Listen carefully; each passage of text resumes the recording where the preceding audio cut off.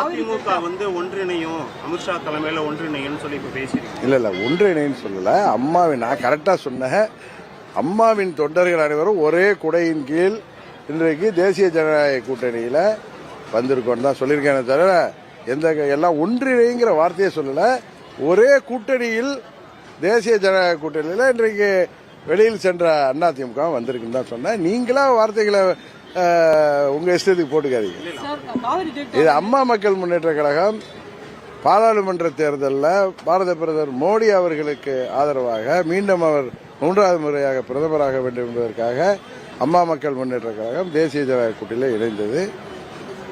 அன்றைக்கு வெளியில இருந்த அதிமுகவும் இன்றைக்கு உள்துறை அமைச்சர் மாண்புமிகு அமித்ஷா அவர்களின் முயற்சியால் இங்கே எங்கள் கூட்டணியிலே வந்திருப்பதன் மூலம் அம்மாவின் தொண்டர்கள் அனைவரும் ஓர் அணியில் இணைந்திருக்கிறோம். அப்படிதான் நான் சொன்னேன். ஓர் அணியில் வந்திருக்கிறார்கள், எங்கள் அணிக்கு அவர்கள் வந்திருக்கிறார்கள். இது போன்ற இது மாத்திரமல்ல, இன்னும் எந்தெந்த கட்சிகள் எல்லாம் திமுக என்கிற தீய சக்தியின் ஆட்சி ஒழிய வேண்டும் என்று நினைக்கிறார்களோ, இந்த ஆட்சியை வீழ்த்த வேண்டும் என்று நினைக்கிறார்களோ, அந்த கட்சிகள் எங்கள் கூட்டணிக்கு வர வேண்டும் என்றும் உங்கள் மூலம் இந்த கோரிக்கையை வைக்கிறேன். ஆமா ஆமா ஆமா அவங்க இவர் முதலமைச்சர் கேட்டா நானும் டெல்டாக்காரன்ங்கிறாரு. ஆனா டெல்டா மக்களின் பிரச்சனையே நெல் விளை வைக்கிறதுக்கு தண்ணி வரணும். அப்படியே தண்ணி வந்து நெல் விளைஞ்சாலும் அதை கொள்முதல் செய்யறதுக்கு பாதுகாப்பான இடங்கள் தேவை. எல்லா விதத்திலும் இந்த ஆட்சியாளர்கள் ஒரு சுணக்கம் காட்டுவதால் விவசாயிகள் பாதிக்கப்பட்டு வருகிறார்கள்.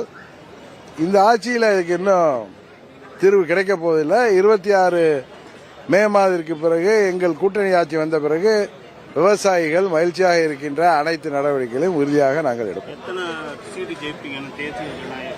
அதாவது தேசிய ஜனநாயக இவங்க மாதிரி நாங்கள் கதையெல்லாம் விட முடியாது, ஜோசியம் சொல்ல முடியாது.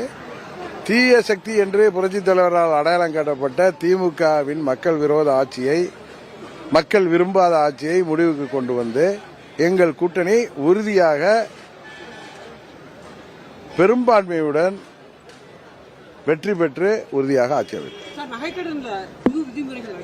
அது மத்திய அரசாங்கம் அது ஏழை எளிய மக்களுக்கு, இன்னும் பரம்பரையா நகம் வைத்திருப்பவர்களுக்கு ரிசிப்ட்லாம் இருக்காது.